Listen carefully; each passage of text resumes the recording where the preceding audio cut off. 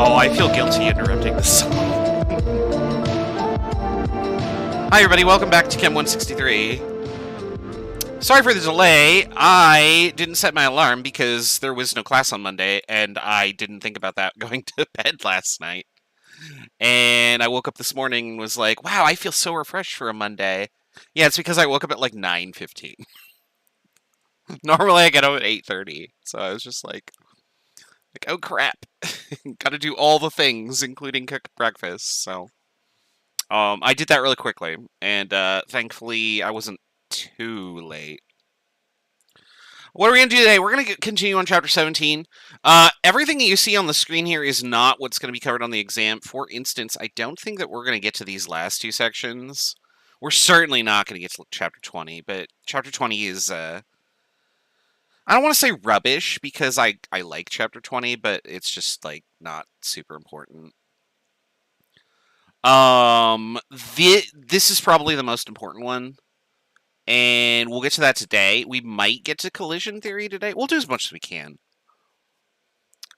But yeah, there's an exam coming up on Friday, and in addition to that, I am going to write a quiz for Chapter 17, but because there's only like 4 days left, and also because I'm not done writing it, like I have it written, but I have to actually make sure that like it's solvable, and that you don't end up in a weird situation with some of the problems. My goal is to have that done tonight. I'm going to do that after class today. And when I post that, it will be due on Friday with your exam. Paper copy. I'm going to actually enforce a paper copy this time. It's extra credit. So if you just don't have time to do it, then don't. But I would strongly recommend that you do, because those problems are going to look just like the ones on the exam, just with different reactions, for example. So, all right. So let's go ahead and get started here. All right. So we've talked about what it means to study kinetics. We're going to control the speed of a reaction by doing some things to the reaction that we can measure. And so we have 4 of those things on the screen right here. The first that we're going to talk about is physical nature. And what that means, really, the summary of this is just surface area.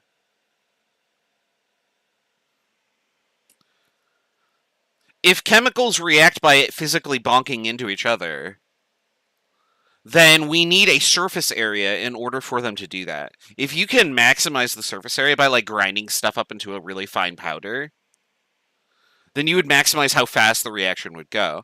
Likewise, if you want to slow the reaction down, like you want like a slow release tablet or something for like, say, ADHD medication, you don't want to flood the bloodstream with that because maybe its half-life is really short or something. Then what you would do is you would make a tablet that's like very cubical, I guess, in nature, or like very thick, and so it dissolves very slowly, and so the surface area is constantly just minimized so that the whole tablet doesn't dissolve. Other things that we can control are concentration. That's pretty straightforward. We could just make something more concentrated or less concentrated by, say, adding water or adding more solute. Temperature is important because temperature controls how fast molecules move. And so if molecules move faster, that should affect kinetics, right? And then the last one's special. We'll talk about catalysis in a little bit. All right. I'm going to put on the screen here a beaker with solid A, which is the red or pink. And then we have aqueous B, which is the blue kind of pale liquid in the background. Now, on the left beaker, I have the giant solid chunk. On the right beaker, I have it broken into smaller chunks. Now, I just told you about surface area. Can you visualize why the beaker on the right has a higher contact surface area? I want you to think about that for just a second. I'm going to give you like 30 seconds while I fix this window blind that the cat screwed up. And then I'll show you a visual aid and we can conceptualize it.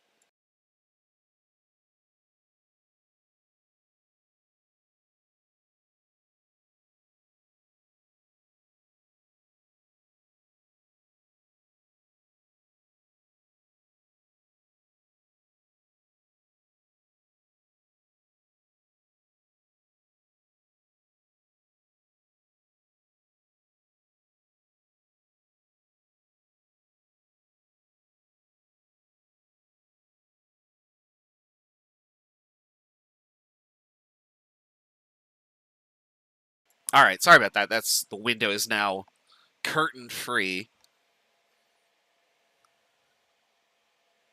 So there's more space where the red contacts blue, and that's correct. If you have trouble visualizing it, here's what we're going to do. So I'm going to draw over all the edges. So first I'm going to draw... Oops, it didn't actually click.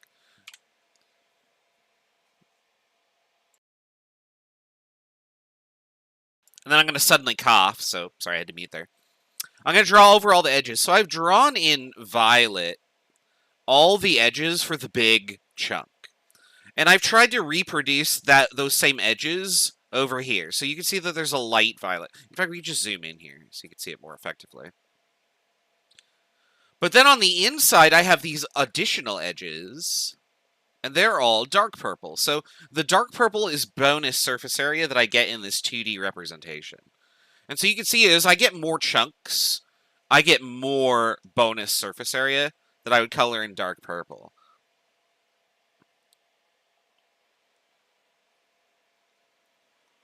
So by breaking your pieces up into tinier and tinier chunks, you end up with more surface area. And if you have more surface area, there's more space for the aqueous layer to contact the solid.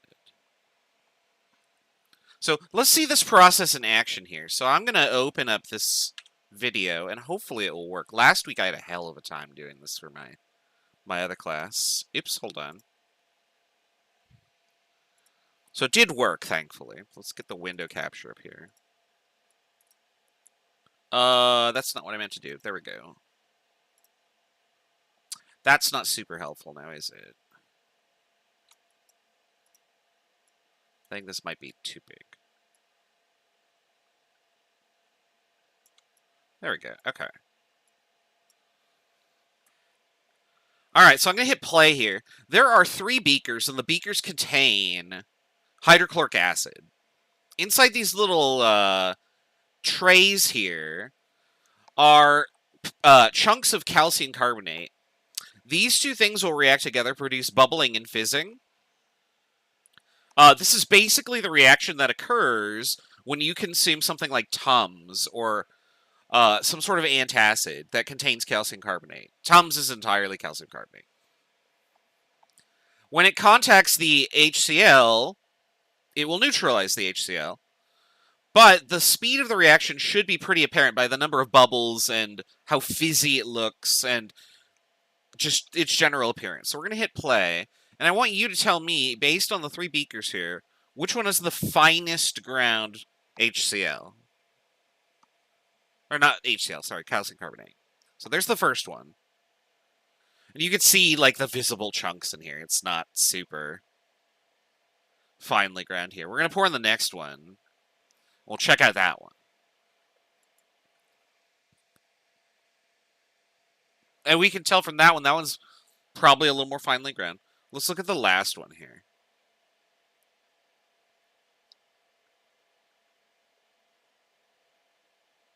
So it should be readily apparent that that last one, very powdered. In fact, you can kind of see it when it gets dumped in there.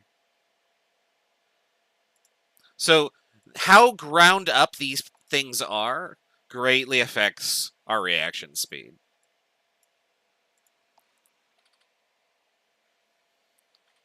All right, the next one, or the next category that we're going to talk about is concentration. Now, again, we're operating on the premise that molecules have to bump into each other in order for a reaction to occur. Now, if there's no solids present and both substances are aqueous, then increasing the amount of stuff in the solution is like increasing the surface area for, I guess, for an aqueous, because there's just more particles, right? Now, visually, that would look like this. So, if I have a solution where I have 1 mole of my reactants each, and then a second solution where I have 1 mole of one reactant and then 4 moles of the other reactant, that'd be something like this. If I'm running into a random molecule, in solution 1's case, one of my molecules of A has a 50-50 chance of running into either A or B. And what that means is that 50% of the time, there will be a reaction, and then 50% of the time, there won't. But over here, with A, I have an 80% chance of running into something that's a reactant that will cause a reaction, and 20% chance that won't. So it's more likely that I will have a reaction if the solutions are more concentrated.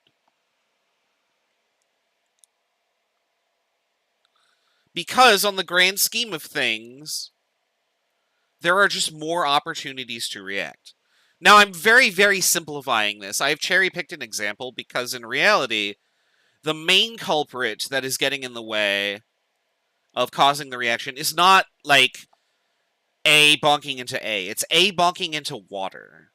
Water is obnoxious because there's so much water in the solution relative to your molarity. So if I have a 1 molar solution of, say, A, I actually have like 55 or so moles of water in there, assuming that it's a liter. And so increasing the amount of solute relative to water is very crucial to increasing the reaction speed, but that's very difficult to visualize, so I choose to do it this way. So the point is, the more of something that you have, that's this right here, the more likely a collision will occur.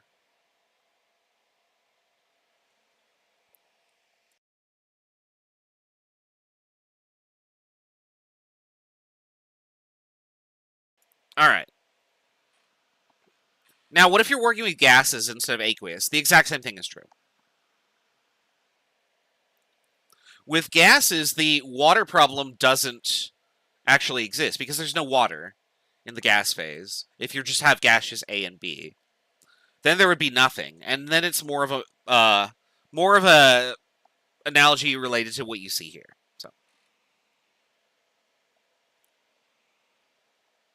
all right, the next one we're going to talk about is temperature. Now, we know what temperature is because we've studied thermodynamics in 162. Temperature is the kinetic energy that a molecule has. And if I were to draw out a reaction energy or an energy diagram for my chemical reaction, I would have something that looks like this. So we've all seen this diagram before, I hope. I think it shows up at 162. It doesn't show up at 161.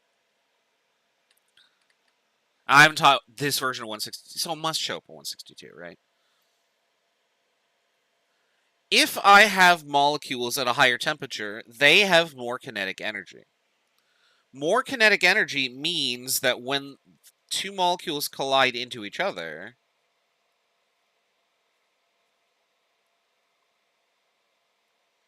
they crash into each other and are more likely to form a bond. When two molecules bump into each other, the things that are resisting bonds are all the outer valence electrons around the molecules. If I had two molecules very casually bump into each other, they would repel. And the reason for that is because their valence electrons on the outside are all negatively charged.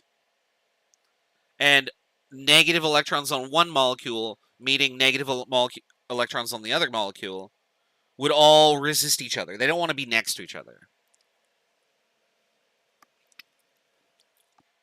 In order for the reaction to occur, what I have to do is I have to have enough energy that when the molecules bump into each other, they overcome that.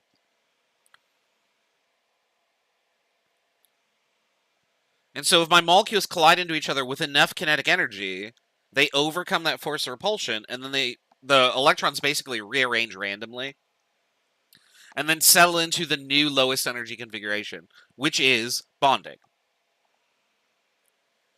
Now, we can show that on this diagram right here. So if my molecules A and B have some initial energy, and when I combine them, they have this much energy,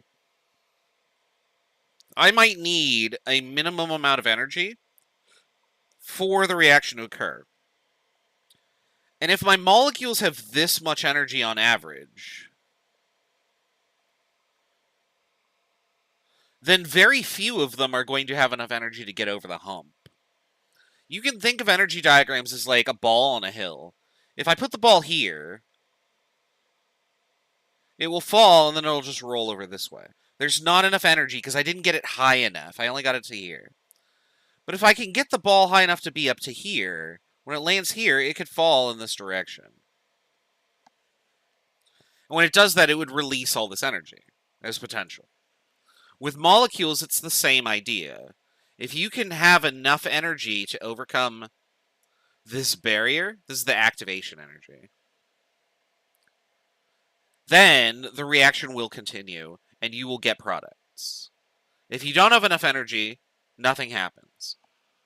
An analogy to this would be if you have, like, say, a match, like the matches with like the white tip and the red sulfur and or the white tip is the phosphorus coating, and then there's red sulfur on the end. Matches don't burst into flames on their own, right?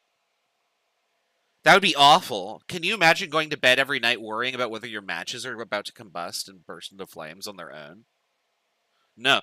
To strike a match, you have to provide some sort of activation energy, right? You drag it across like sandpaper or the side of the box. That creates a lot of friction and heat really quickly. That's the premise we're going for here. When you do that, you provide kinetic energy to the molecules, and the reaction occurs. Now, thermal energy, just ambiently, can also provide enough energy. If your average energy is up here... Well, now I can't click on the thing because it's not letting me. my average energy is up here, then many molecules will react, and I will end up with much more products over here.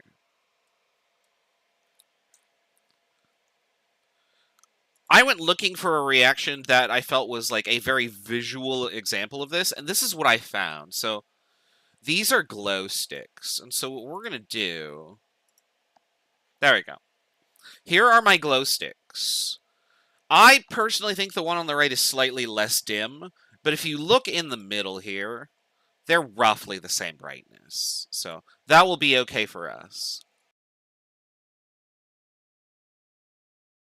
What we're going to do is we're going to dip them into water.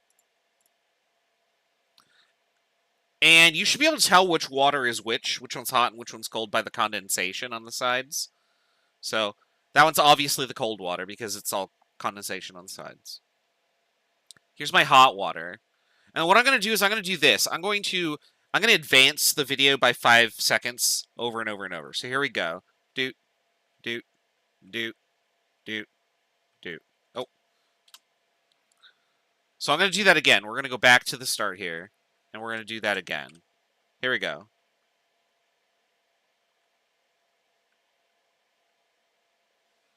I feel like it's much more noticeable if we make jumps like that. And then what happens is the instructor is going to pull these out of the beaker. Or the water bottle, or whatever it is. Did I hit play?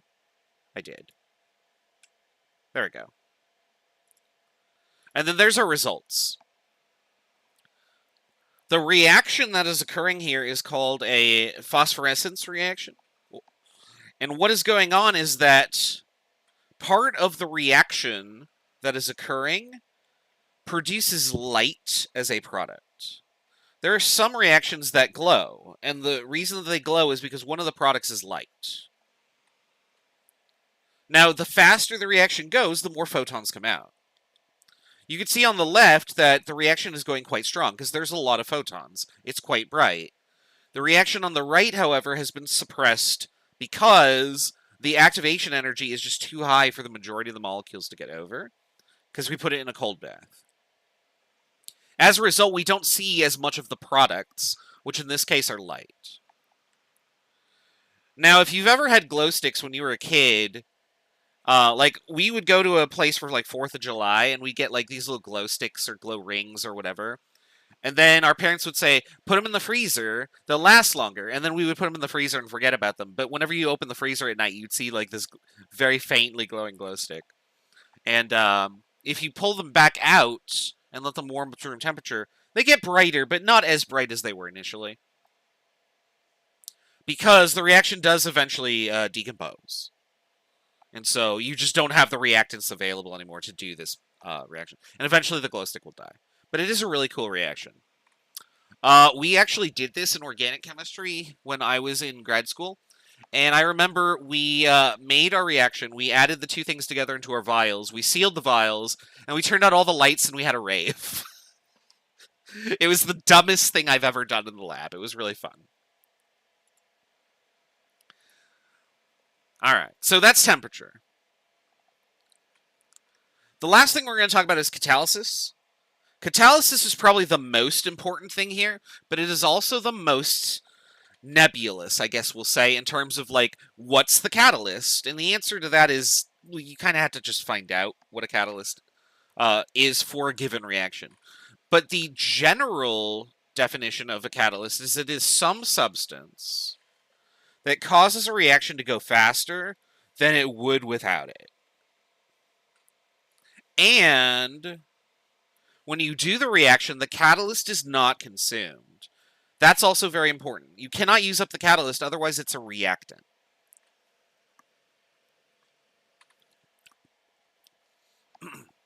A catalyst is recycled. In other words, when the reaction is done, one of the products is the catalyst. And so you get something like this.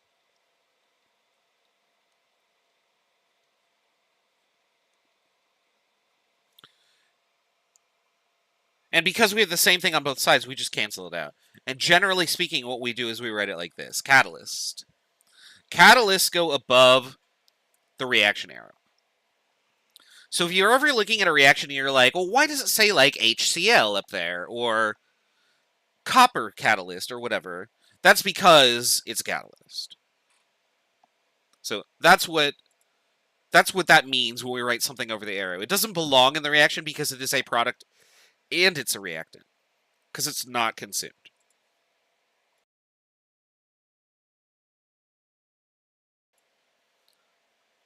Now, how does this work?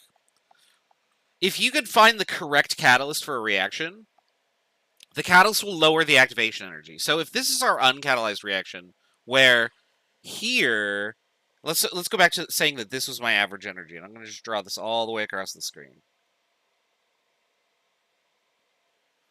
Here, I would not have a sufficient energy for most of my molecules to get over. Remember, this is an average, so there's going to be more or less molecules that have more or less energy than that. But let's suppose I catalyze the reaction, and that looks like this now. Now I have way more than enough energy for my reaction to occur, because I have changed how the rate of the reaction occurs by providing a new mechanism. I was trying to avoid using the word mechanism, but I kind of can't. We might talk about mechanisms later on Wednesday. But the point of the catalyst is that you provide a new activation energy for the reaction to occur. Now, why one hump instead of two humps instead of one here? So this is an intermediate. And this would be, for example, AB plus the catalyst, where they're like bonded to each other. And then the catalyst releases the product to give you AB, and the catalyst is available again. If we can get to mechanisms, we'll talk about how that works later on. But suffice it to say, each of the little humps represents an activation energy for a step. And the first hump is the tallest one, which is why I have it labeled in red there for activation energy. But that activation energy is much lower than the average that I drew out, so this reaction would go very fast. All right. To study this example, what we're going to do is we're going to look at the decomposition of peroxide. This is something that occurs on its own. H2O2 will decompose in the presence of simply just heat and light. So we have to sell it to you in very dark bottles. If you are storing your peroxide in like a cupboard under your sink in a dark bottle, then the rate at which it decomposes is reduced, because we don't want the peroxide to decompose into water and oxygen. That's not helpful for whatever you would use peroxide for like instance, cleaning wounds or gargling or etc. Now, if you introduce an iodide catalyst in the form of, like, say, sodium iodide, the reaction actually goes much more quickly. In fact, it goes so quickly that it will basically take seconds as opposed to months or years. And this is a very famous reaction for demonstrations called elephant toothpaste. And in fact, this is so famous that I do it. I do this demonstration for the science fair. Oops, sorry, I meant to click on it. When we had the science fair before COVID happened, I would do this, and 5th graders love this. And so, you guys aren't 5th graders, but we're going to show it to you anyway. This is Science Bub on Jimmy Kimmel, and I guess this aired in 2013 or something. My YouTube always gets copyright striked by this, but it's such a good reaction. So, Science Bub, please don't monetize my channel. So, we're going to watch this demonstration. But before we do that, I'm going to introduce the reactants. So, we have peroxide and then a catalyst that he's going to introduce into these giant flasks. We also have dish soap. The dish soap is only used to capture the bubbles. When oxygen is released, it's going to get stuck in the bubbles and thus make bubbles really quickly. The dye, which is why it's called elephant toothpaste, is just there for show. So, here we go. Enjoy.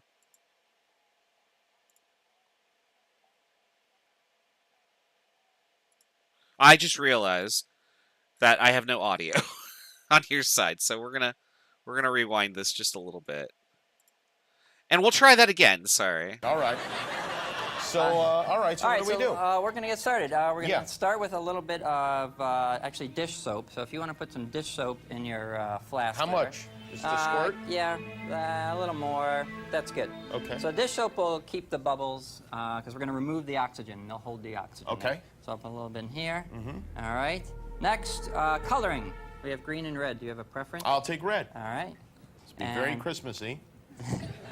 How much of this? And just keep going. Keep adding a lot of that. Okay. That's good. A little more. This is going to be delicious. All right. Is this how you did your jacket? So something I want to comment on before they do the rest of the reaction is every time they add a liquid to the beaker, music plays, and I sort of wish that real life worked like this. Like whenever you just were pouring like water from the sink or soda from a can, that you just get this like silly music in the background. That's good there. Okay. All right, so I'm going to add the hydrogen peroxide because you don't want to do that. Okay, oh, it's dangerous, right? Okay. And actually, yeah, let's get all geared up here. Okay, good. Put these on my eyes. There we go. All right, so in goes that. And Now, what's happening here? What process are we about to see? So here's what we're going to see. We're going to, in order to remove the oxygen, we're going to use a catalyst. Okay. The catalyst will speed up the reaction. So we're going to, that's what's in here. It's a sodium solution. We're going to pour that in, and that's going to remove the oxygen. The soap is going to hold it, and we're going to smother to death, all of us. We'll be okay, but it will create a lot of bubbles really fast. Okay, great. And usually this is done in graduated cylinders, but we're going to make it a little more intense with these ridiculously large flasks. Okay, good. All right. So this is what you're going to use. We're going to pour that in there. The oxygen will be released, and we'll watch the reaction. We're going to need to step back after we pour it. Okay. All right. Here we Step go. back. Ready? In 3, 2, 1, pour. There we go. Whoa! Whoa!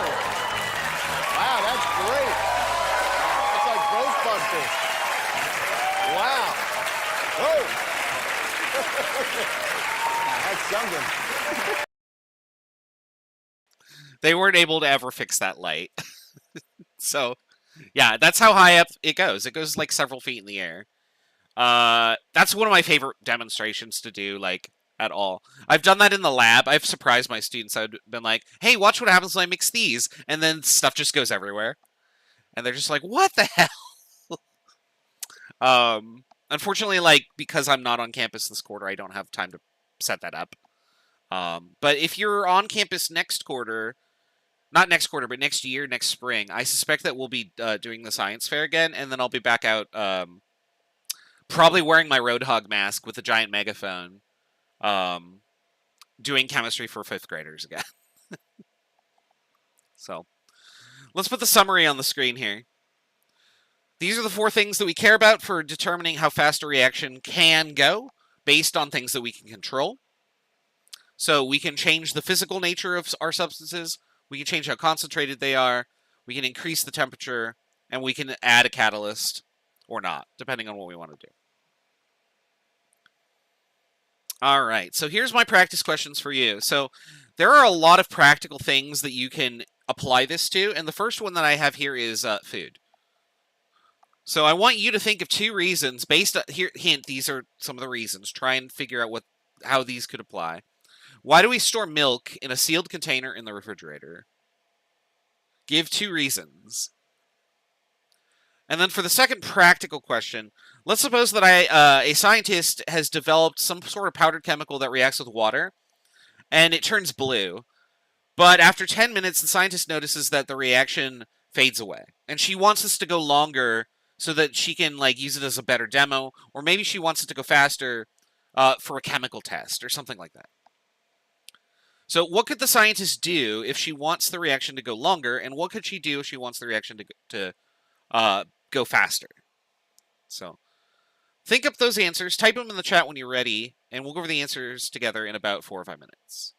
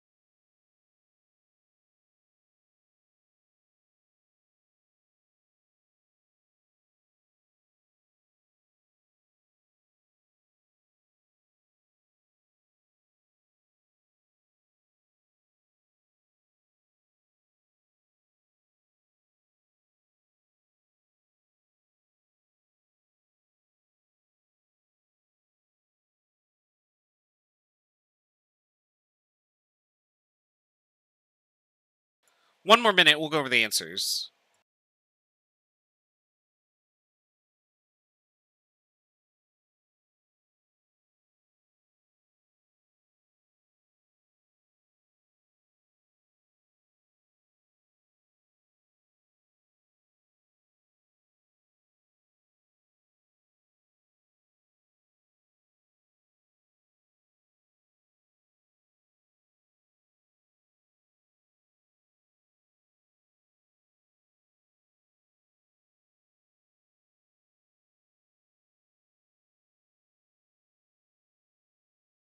There we go.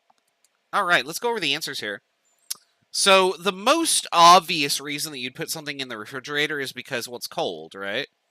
What happens when it's cold? Well, the reaction slows down. So that one's straightforward. Oh, I didn't zoom this in when I... There we go. When I was setting up here. Oh, and I was playing around with this, so I need to actually pick a color. There we go.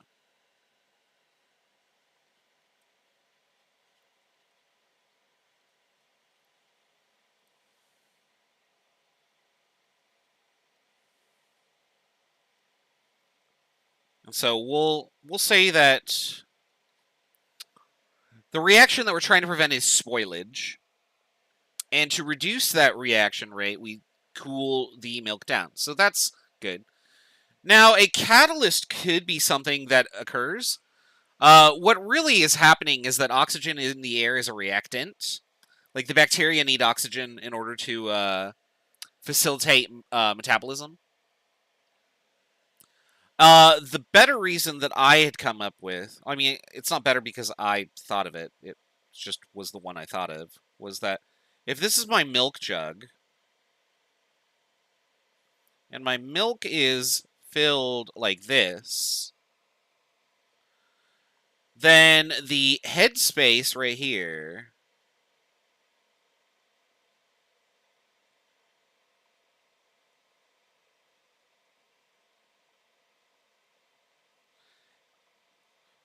basically is the surface area for our milk.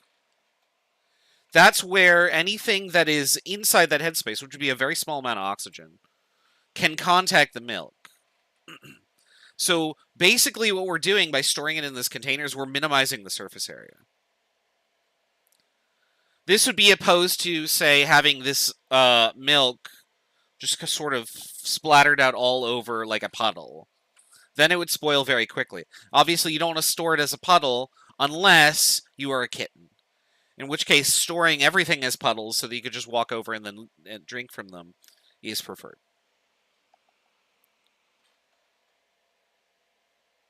I kind of wish I had like a cat copied and pasted and ready to like go boop. Unless you were a cat.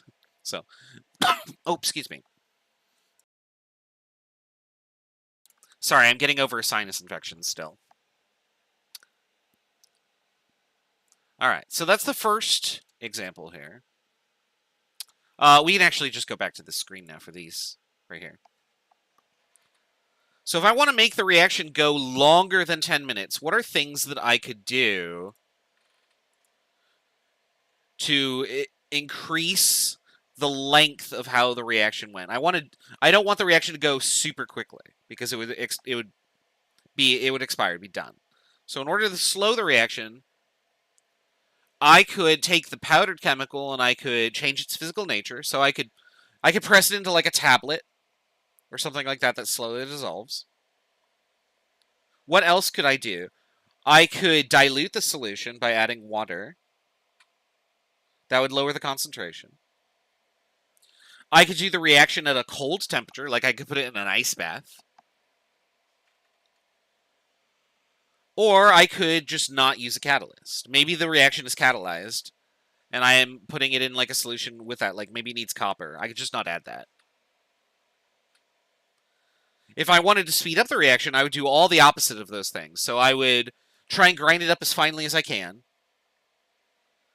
I would either concentrate the solution by removing water, do it in as like small of a vial as I can.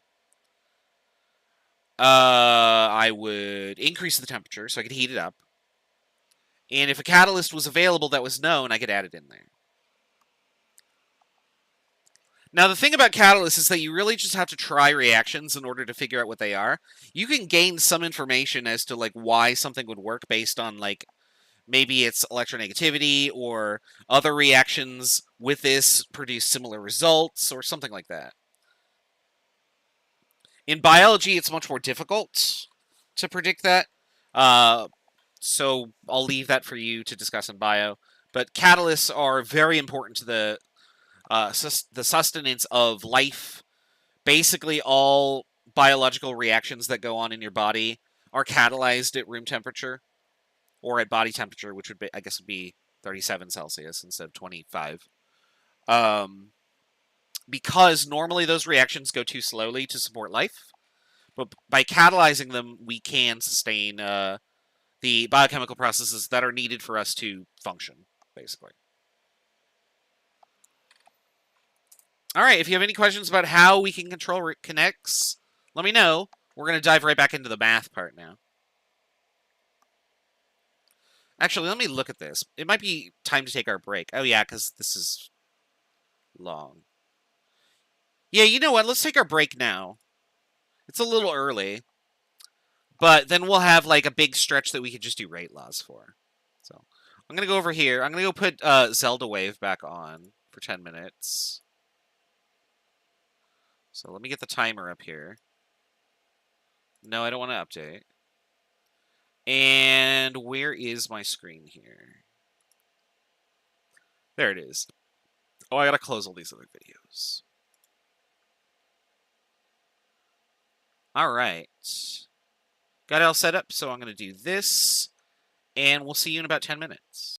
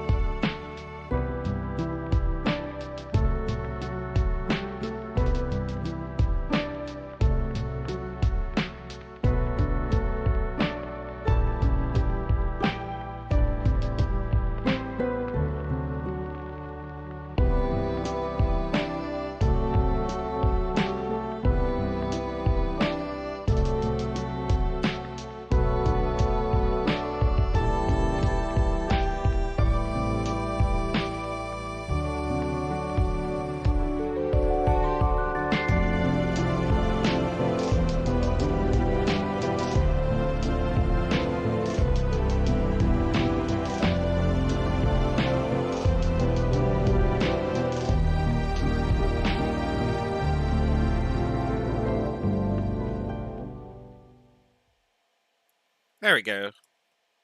Sorry, that's a song that you don't get to interrupt. All right, let's go talk about rate laws. So this is going to relate to the stuff that we did in the lab last week, where I gave you purple, and you mixed purple with not purple, and the end result was not purple, but it took a while. And I asked you, what's the order of the reaction? Well, what the hell does that mean, right? So we're going to talk about that today. Now, part of this, unfortunately, does tie in with the mechanism section, which we might not get to. So if we are discussing this and you're like, well, I still don't really know what first order means, that's okay. When we talk about elementary steps and mechanisms, the order will become very apparent. So we'll try to get to that point just so that you have a more complete understanding of what reaction order is, if we can do that on Wednesday. All right, so what we're going to do is we're going to describe a manner in which we can calculate how products or reactants are produced or consumed in a reaction by what's called a rate law. Now, a rate law is different from the rate expression, which is what we did here. So these are rate expressions where we have this calculation. So let's write that down. So I would say rate expression. Specifically, when we're doing this sort of thing, we're going to write a rate law. And a rate law always looks like this. So it's rate, which is actually the same rate that we calculated before. So again, this rate equals this rate. So these numbers will be the same. So you could calculate the rate by doing this sort of process that we did here, where I measure how long does it take me to use up all my A or whatever. And once I know that, then we're going to express our result like this. We're going to have some constant.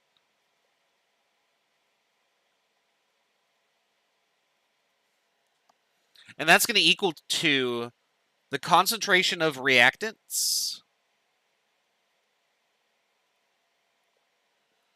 raised to the power of n, where n is the order of the reaction. So for instance, if A was 0 order, then I would put a 0 there. If A was first order, I'd put a 1, and if A was second order, I'd put a 2. In theory, you can have any number there at all. It could be a square root, it could be a fraction, it could be anything. However, most reactions follow integer order kinetics. So 0, 1, or 2 are the common ones.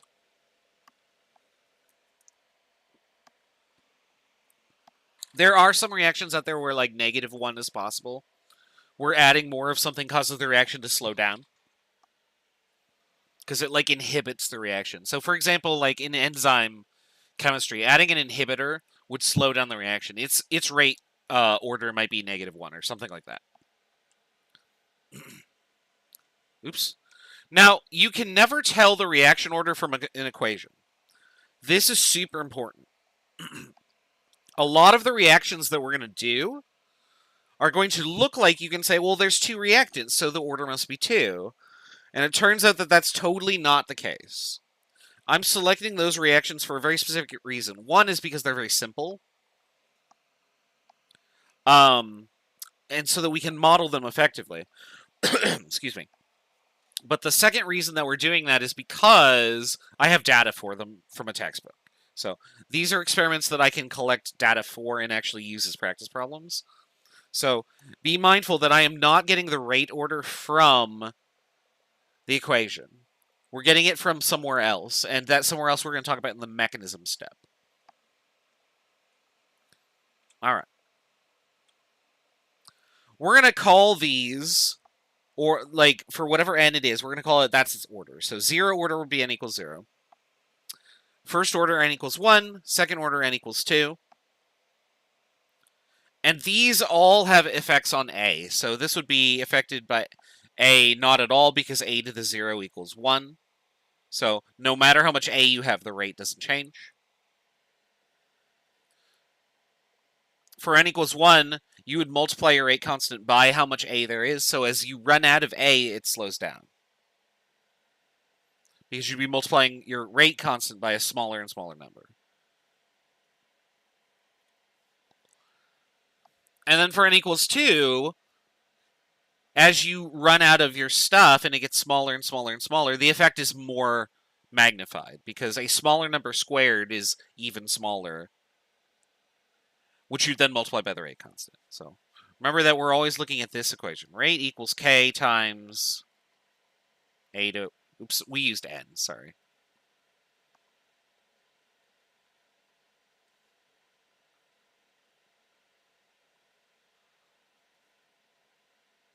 There we go.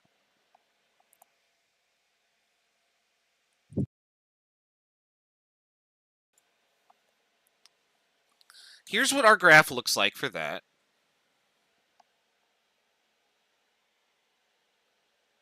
So you can see here that if I have a 0 order graph, the slope just sort of crashes into the ground, right? And that makes sense because if I have rate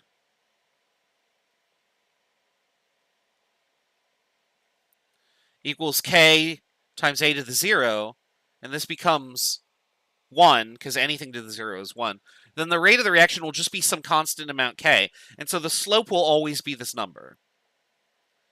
And if the slope doesn't change, eventually it will hit the ground. So a 0 order reaction will just have a straight line. It will eventually hit 0, and the reaction is done.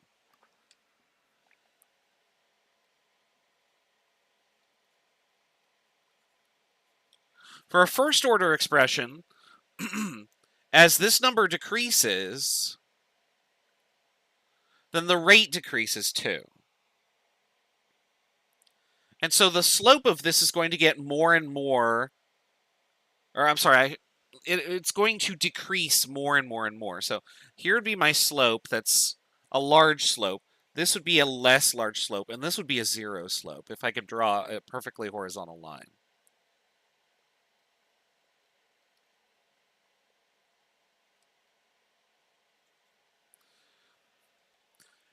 And so what ends up happening is that my reaction approaches a rate of 0, either slowly because it's first order or more quickly because it's second order. Because we're thinking of rates, we're thinking in terms of the slope. In calculus, this would be the derivative. As the amount of stuff that you have in here decreases, the derivative, which is the rate, gets smaller. In fact, these rate laws that we're talking about are called differential rate laws for that reason. Now, not everybody has taken calculus, so we're just going to explore this in the relative to the slope. So Zero order constant slope, it's just equal to the rate constant. First order, the slope slowly decays. Second order, the slope quickly decays.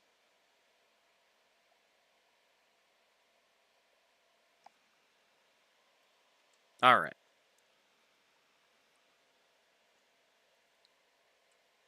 I don't really have anything else to say about a zero order reaction than what we've already said here.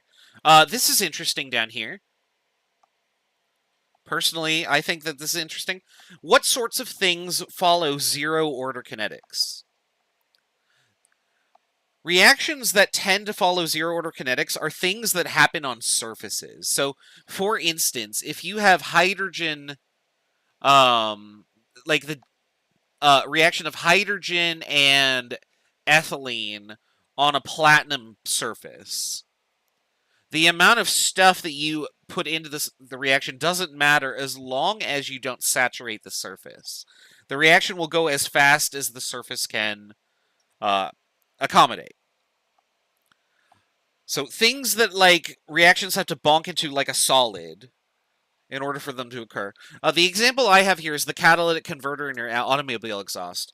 What that is you're basically passing exhaust gases through like a network of honeycomb metal.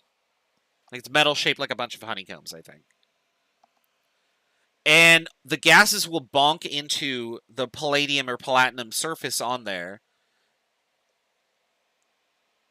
and then react. And the only thing that really matters is how much surface area you have to react with. Since the gases never saturate it, you just decompose them all at the same speed.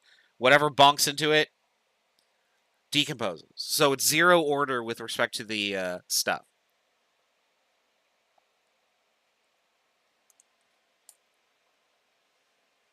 Doesn't matter how much you put in there, because as long as it's touching the surface, it'll react. So everything you put in reacts. First order reactions are much more common for things that we do in like a flask or a beaker. So that's going to look like this. Now, to read this equation,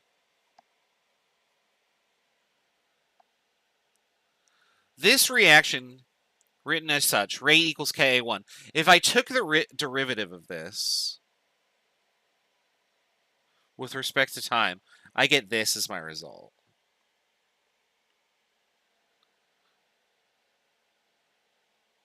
Now, why would I get that? Well, I'd apply the power rule, right? So the 1 would hop down, this becomes a 0. And so the derivative would be 1 times k times a to the 0, which is just 1.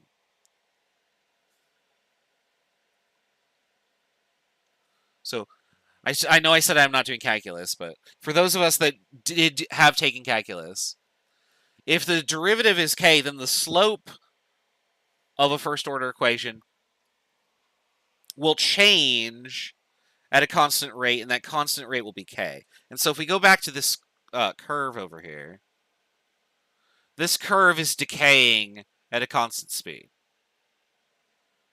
Whereas this curve right here, this is changing much more sharply here than it is over here. So that's what this is saying. Now, for a second order equation, it decays much more quickly because the derivative of this is related to a. Like, the a stays in here. So this 2 hops over. This becomes a 1. And so the derivative would be 2 times k times a.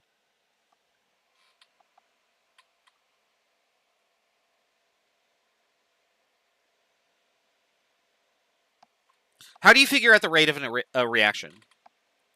What we're going to do is we're going to use a strategy called the method of initial rates. And what this does is this says, if I measure a reaction by putting in some concentration of reactants, I'm going to figure out what its rate is at the start. And so the way that we would do this is, so if I go back to this screen right here, you probably remember this reaction for H2 plus I2 equals HI when we started talking about rate. And we said, okay, what's the rate at this time? It was the slope of the line. We made a little triangle. What we're going to do is we're going to take the initial rate. We're going to say at time 0, what's the slope? And so I would figure out what this slope is right here, and that would be my rate, which I would calculate.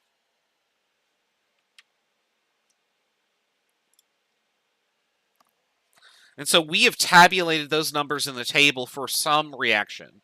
So I've got A plus B reacts to make C. And I've done the reaction 3 times. And I have changed the concentrations of each of these, and I measured the rates.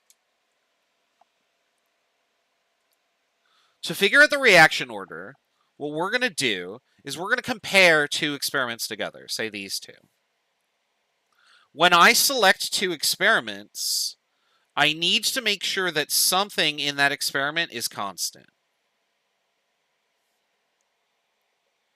The other thing is what I can then measure.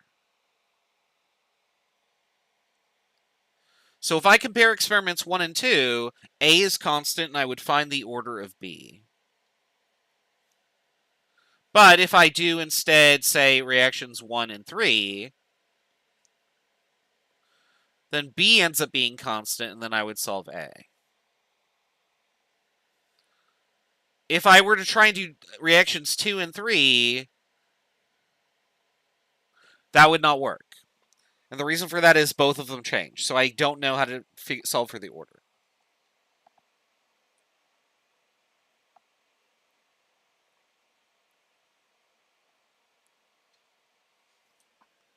How do we use this information to solve for the order? Well, let's go over here. Let me get rid of this first. I'm going to just put this table on the screen here.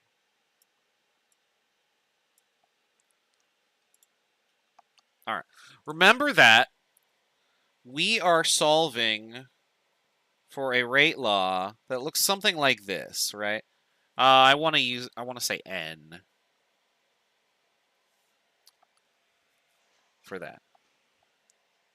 So let's look at a situation where A is what we can solve for. So this would be experiments 1 and 3.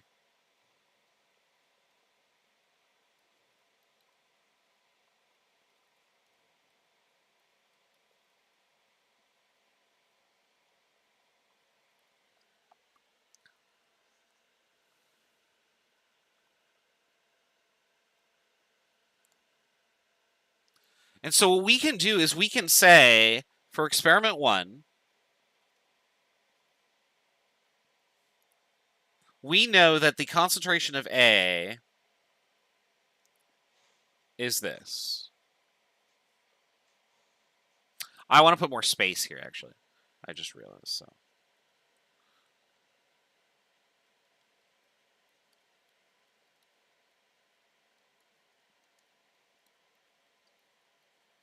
And experiment 3, our concentration is that. What factor did we change the concentration by at this point? Well, obviously we doubled it, right? All right. And then over here for the rate, so for experiment 1, we got this as our rate.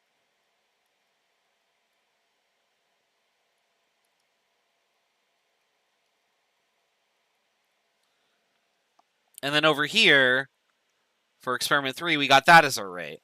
By what factor did the rate increase? Well, it's 4 times 10 to the minus 5 before, and 16 times 10 to the minus 5 after. So this increased by a factor of 4. And so what we do is we say, okay, these are our concentrations. This is how much our rate changed. We're going to put these multipliers in the expression. Now, k is a constant, so we're going to ignore it. And we're going to solve for n. So here's what we're going to do. So concentration changed by a factor of 2. Raised to the power of n. My rate changed by a factor of 4. What must n be? Well, 2 to what power equals 4?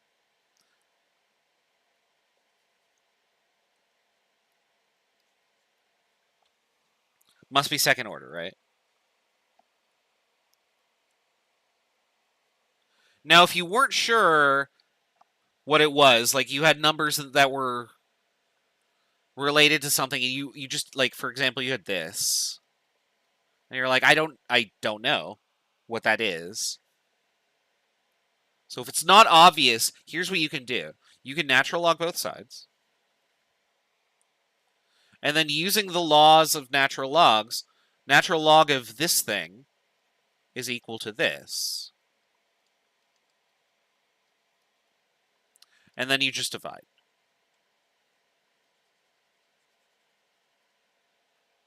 So remember that you can do crazy algebra tricks to solve these. So if you're ever in a situation where you can't solve these, you can do this. So if I go to the calculator and I type in log 27 divided by log 3, I should get 3.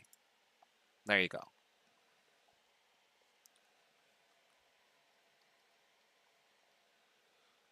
And that makes sense because 3 cubed is 27, right?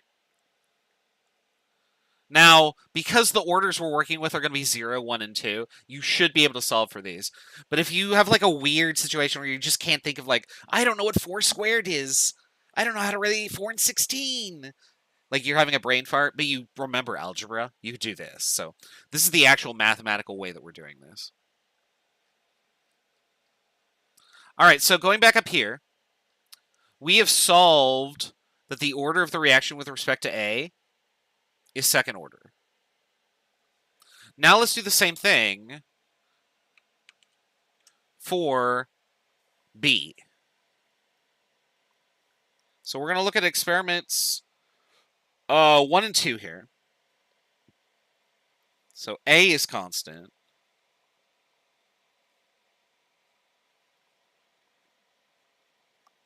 We can solve for B. So in experiment 1, we have 0.1 molar B. And here's its rate.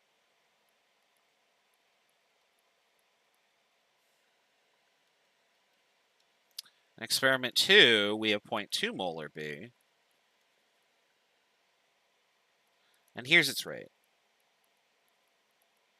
And you might notice, oh, that didn't do anything. Which one doesn't do anything? Which order is that?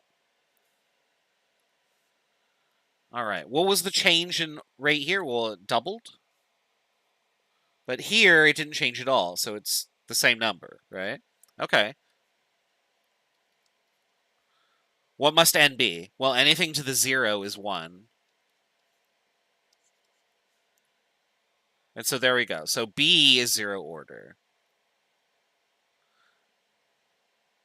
So the rate law would therefore be rate equals K, because there's always a constant.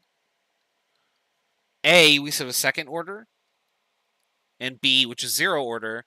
And we don't even have to write that. So this would be the rate law for this reaction. If I mixed A and B in a flask, I would say that the reaction is second order with respect to A and 0 order with respect to B. And we can see that in the data because changing the amount of B that we have does not affect the rate at all. So this is how we can mathematically determine reaction order.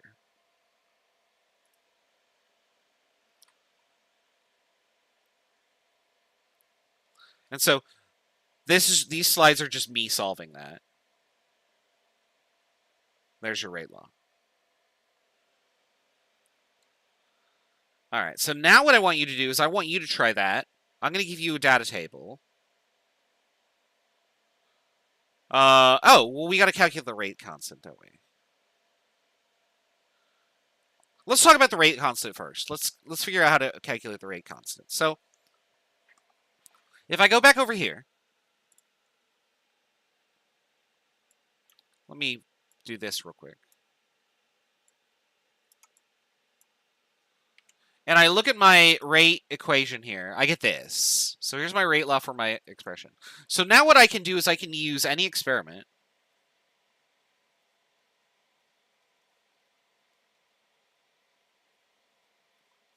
to calculate the rate constant. Now it's a constant, so that means that no matter which trial you pick, you should get the same answer. So what I'm going to do is I'm going to go up here, to this slide. Sorry, the screen's going to look really weird. There's our data again. And we're going to pick an experiment. I'm going to pick experiment 2.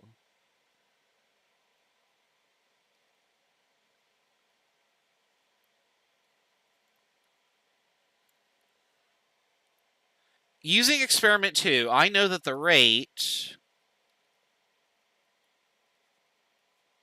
must equal that. And I can solve for k by saying k is whatever the rate is divided by a squared.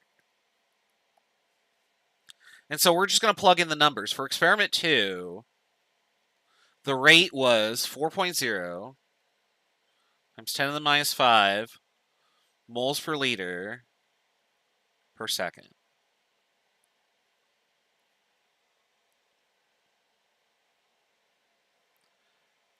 And that A is 0.100 moles per liter squared. You're going to notice that the units on K are ridiculous and awful, because what I'm going to have here is, so I've got moles squared over liters squared. This is squared. I have an eraser on my pen now because I've configured that, so we'll just do that. And then what cancels out? Well, one of these per liters cancels out with this. One of these moles cancels out with that. And so my units end up being liters per mole second. So this is on the bottom of a fraction, so it ends up on the bottom. This is on the top of a fraction on the bottom, so it ends up on the bottom. This is in the denominator of a denominator, so it becomes a numerator. And I just have to type the numbers in. So 4, I gotta actually get over here. 4 times 10 to the minus 5 divided by 0.1 squared equals 0.004.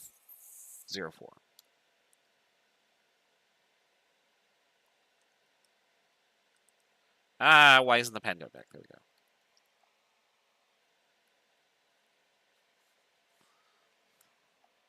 So there's our rate constant.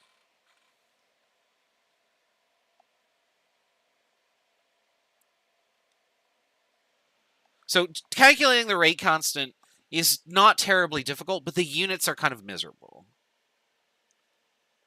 Later on, I'm going to show you a table that will summarize the rate constants for different orders. And if you just have that table handy, or memorize the table, really, then you'll know what all the units end up being. But you can always just do the algebra. All right. So we should be able to calculate our rate constant. That's what we got.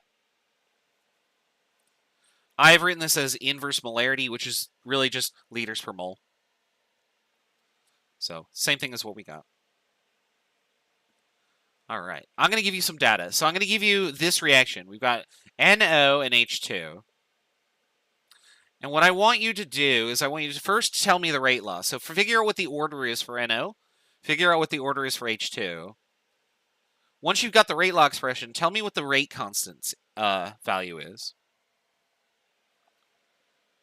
And then finally, once you know the rate constant and the rate law, I want you to tell me the rate of the reaction for this 4th experiment where I use these concentrations.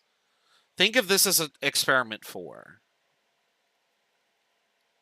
But by this point, you know the equation, and you also know what K is, so you can just plug in the numbers. Okay? I'm going to give you about 5 minutes to do that. I'm going to give you, I'm going to do this. Oops, well, I ruined my little star. I basically asked this question on quizzes and exams. So, know how to do this problem that we're doing right now. Because you're going to have to do this on Friday for the exam. And you'll see one on the quiz once I get it uploaded tonight. Okay? I'll give you 5 minutes to do it. We'll go over the answer in just a minute.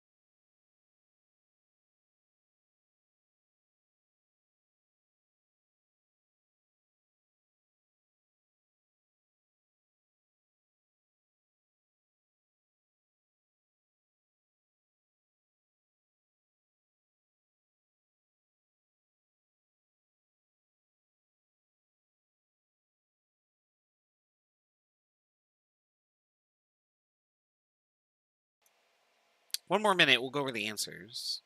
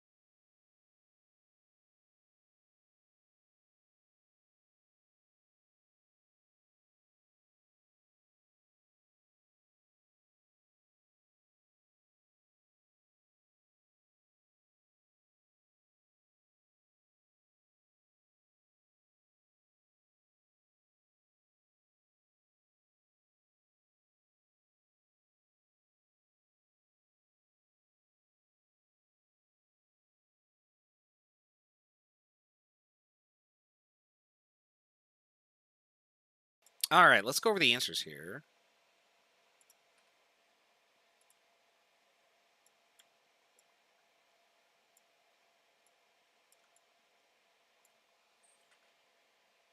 Okay, so to figure out the rate law, we know that the end result of our rate law is going to look something like this. So rate equals, we have our constant.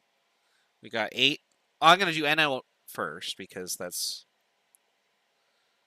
I'm going to just go X for this. And H2, Y. So it's going to look something like this, and we need to fill in X and Y. So for NO, I need to pick 2 experiments where H2 is constant.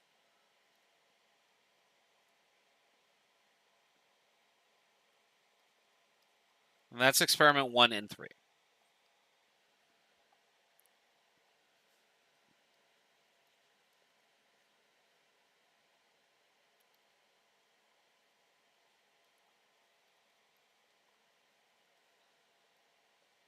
So I'm going to write down that information real quick.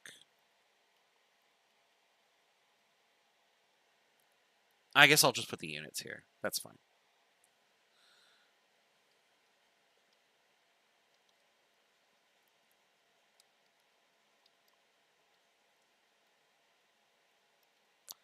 (4.92) 10 to the minus 3.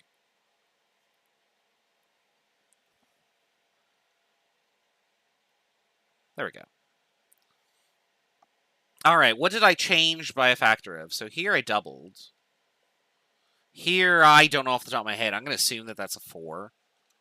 4.92 over 1.23. Yeah, it's a 4. Okay.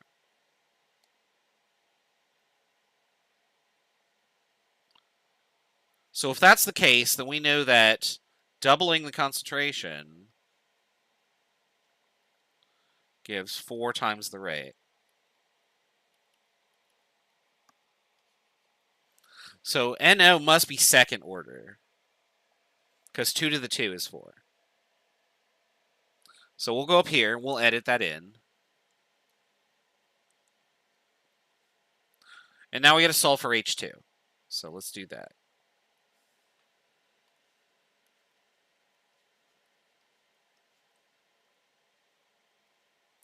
Which 2 experiments do we want to use for that? Well, we want NO to be constant, so we're going to use experiments 1 and 2.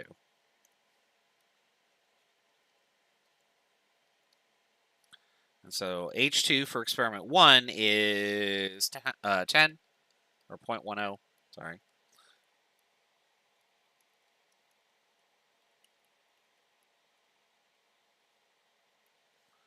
And then for experiment 2, I didn't leave enough space, but that's okay.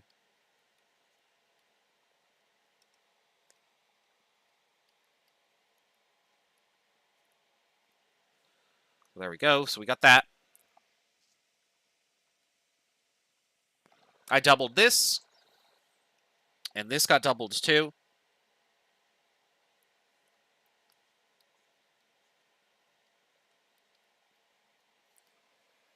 So what power corresponds to that?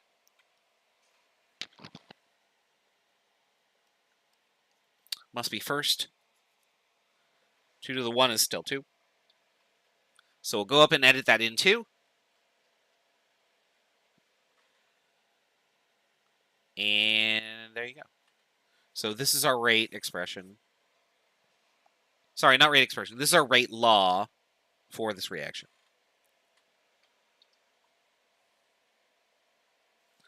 All right, so we're going to scroll back down to the bottom here, and we're going to write that again because we're going to need it.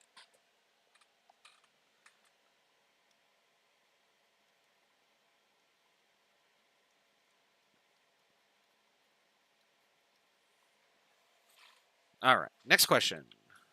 What is the value of the rate constant?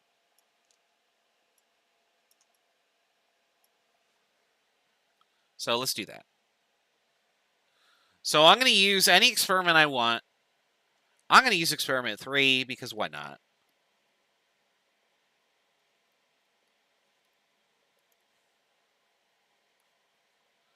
So the rate constant will be equal to the rate divided by all of this stuff. And something to the 1 power, I'm just going to leave it like that. So that means that K would be whatever the rate is for experiment 3. So that's this.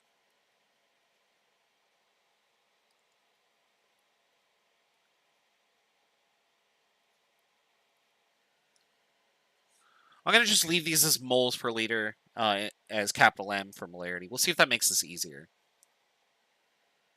to deal with our unit alphabet soup that's about to happen. So for experiment 3, NO was 0.2. We're going to square that. And H2 was 0.1.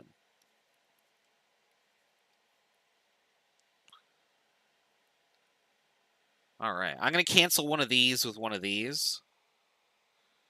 This one's going to get squared, so I'm going to have a bunch left over. So we have, for our result, 4.92 times 10 to the minus 3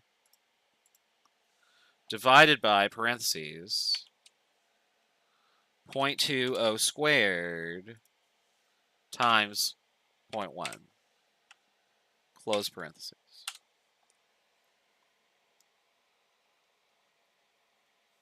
So I get this, 1.23, and then my units are, this seconds is on the bottom,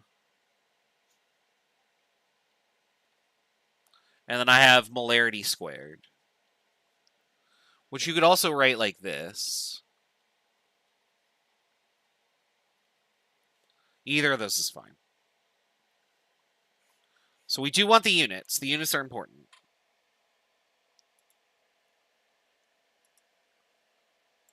I'm getting pinged on the class Discord. Oh, I have a bunch of these. Okay, I gotta do that later.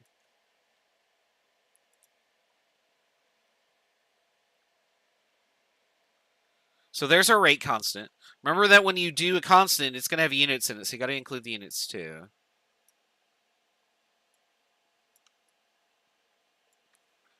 And then now we can do the last experiment, experiment 4. What is the rate of the reaction when NO equals this number and H2 equals this number? Well, if rate equals K NO squared H2, then that's going to equal the number that we just got, which I'm going to write like this, times NO squared. So what number do we have for NO? 0.050 moles per liter squared times H2 moles per liter. And then let's deal with our units. So this number is going to be squared. This molarity will be squared. So if I go like this, I can get rid of this. And then I'm going to have moles per liter per second, which is what rate should be, right? This should be... So our units are going to check out. We just need to punch all these numbers in. So 1.23, which is nice, it's in the calculator, times 0.050 squared times 0.150. And I get 4.61. Yeah. That is times 10 to the minus 4.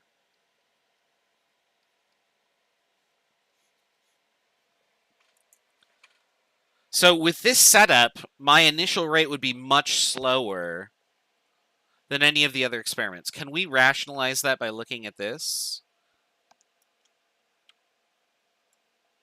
And we can, because if the reaction is second order with regards to NO and I am using less of it, my initial rate's going to be much lower.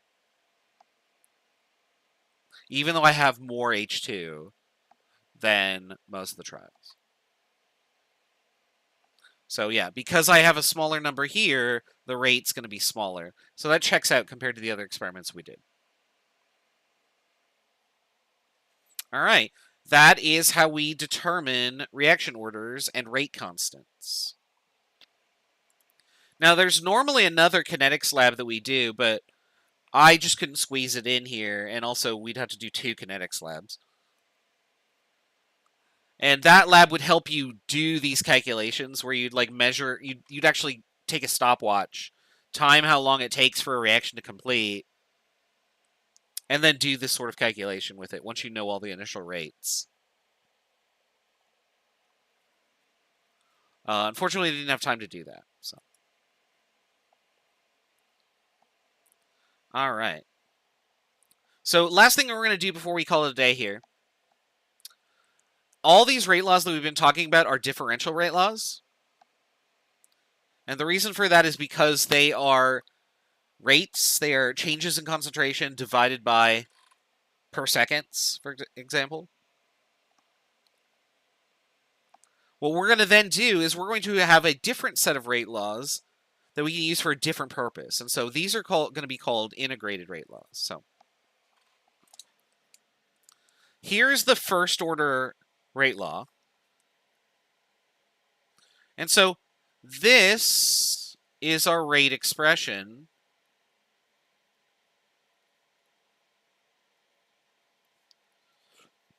This is the rate law. And so remember way back at the start of kinetics where we were writing everything like this, right?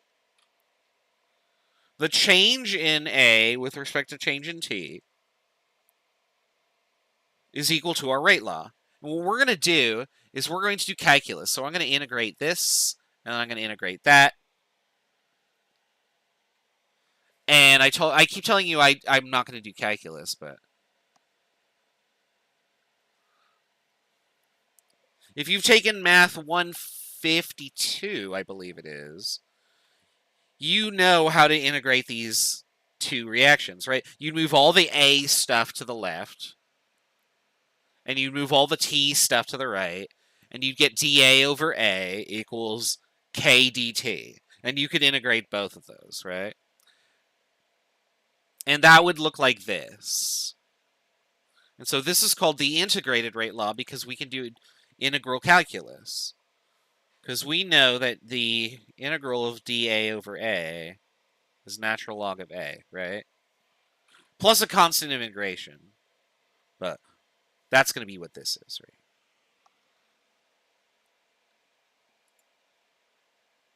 Because we're not gonna integrate over an undefined area. We're gonna define we're gonna integrate over a defined concentration, time 0 and time t. So that's where this comes from. And what this does is this basically says, if I know the rate constant, and it's the same rate constant, and I know how much I started with, then at any given time t, I can figure out how much I will have. So instead of looking at like 3 data points now, I can then calculate any data point that I want to. So let's do an example of that. We'll come back to this graph real quick.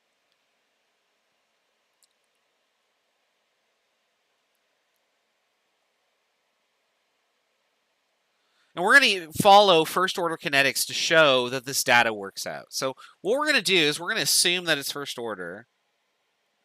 And I'm going to calculate what I should have at 100 seconds, and I should get this number. If I can get the rate, I need the rate constant for this. So let's get the rate constant. I plotted this on the graph here. So the rate constant would be this number right here. So K is 0.000290.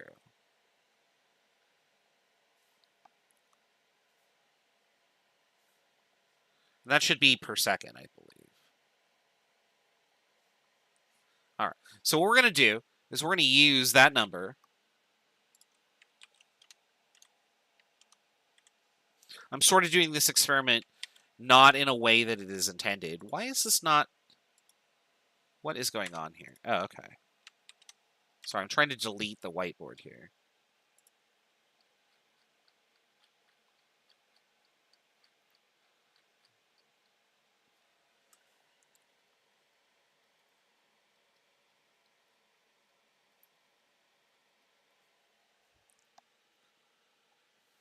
And then we'll go back to this slide here.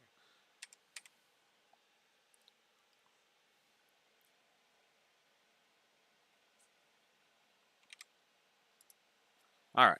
So our first order integrated rate law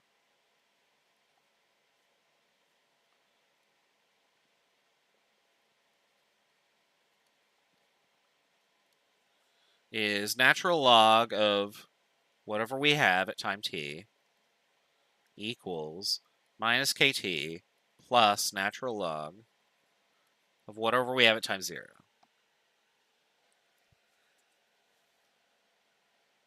And I know that using the data table, the initial amount that I have, this should be on the outside. There we go. Is that. And we're going to do t equals 100 seconds. So let's plug all that in. Well, actually, first, let's solve this expression for a t. So in order to do that, I'm going to do e to both sides.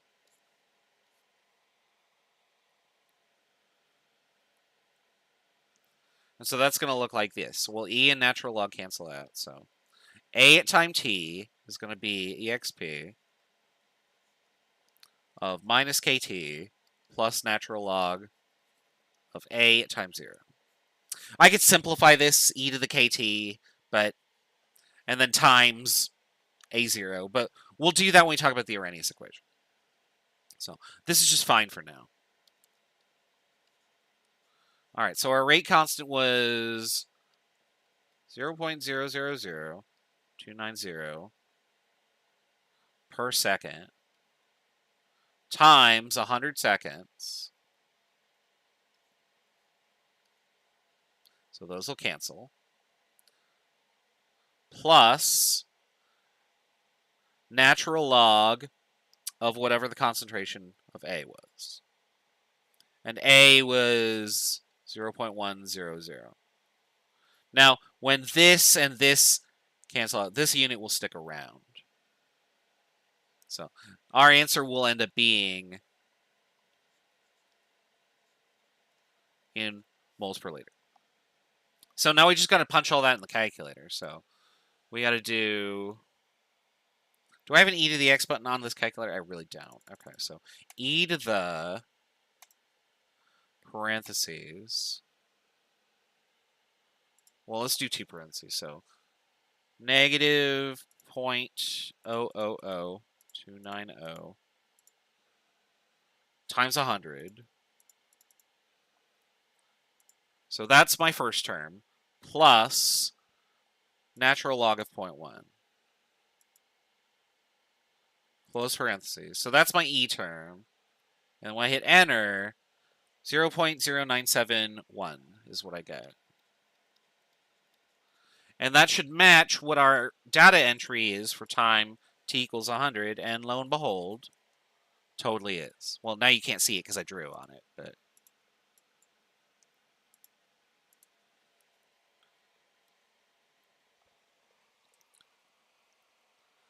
So we can use the integrated rate law to figure out how much of this we have at any time that we want to, because we know the rate constant and we know how much we started with.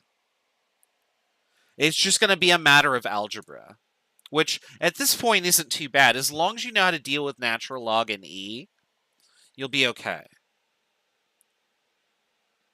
Now, how did we get the rate constant out of that? Remember that when we plot an equation, we're going to be plotting. So if this is our integrated rate law here, we're going to plot natural log of A versus time. And this equation as written basically looks like this. Y equals mx plus b. This minus is just part of m. I didn't actually mean to write that. And so if this is what we plot on the y-axis and this is what we plot on the x-axis, then m must be the slope, which equals minus the rate constant. So for a first order graph, which is what you did in the lab, the slope of your line, if you change its sign to positive, that's your rate constant. And so you can see that right here.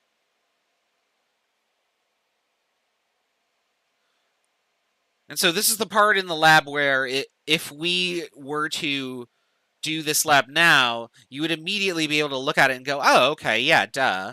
First order kinetics is natural log versus time. The slope is negative k because of the integrated rate law.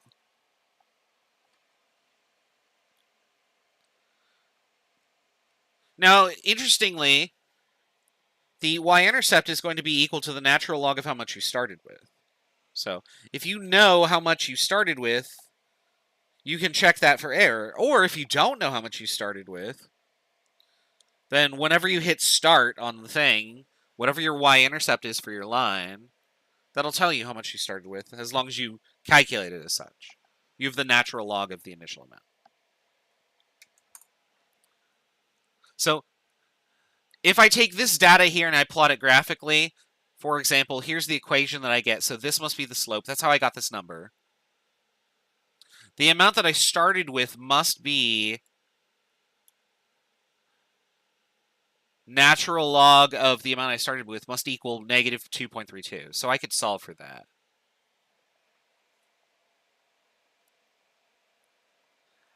Okay, so I have some more example problems that you can do for this, that you can solve on your own. When we come back on Wednesday, what I would like to do is we're going to start with second order. Then we'll do zero order. We're going to go through some more graphical representations of the stuff. Because on your exam, I might give you like a data table and a graph. And then what you'll have to do is tell me like, oh, okay, how much do I have at this time using the integrated rate law? Or what was the initial concentration? Or something like that. And so it'll be manipulating these equations, these integrated rate laws, to do that. All right, that's all I got for today. I do want to thank everybody for coming out to the lecture. Make sure you're asking questions about the kinetics lectures in the Discord. I'll be happy to get to them.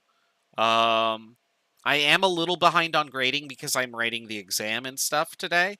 So grades for the lab that was turned in this weekend and then the pre-lab, that's going to be like somewhere in the pipeline, but I'm probably not going to get to it this week. I just have too many things to do. So getting the exam done has to come first. But let me know if you have any questions, because the exam will be on Friday at our lab time. So, and it will contain Chapter 17 stuff. So that's all I got. Have a wonderful day. Go out and enjoy whatever sun is out there. It's starting to be sunny. And we'll see you on Wednesday. Take care.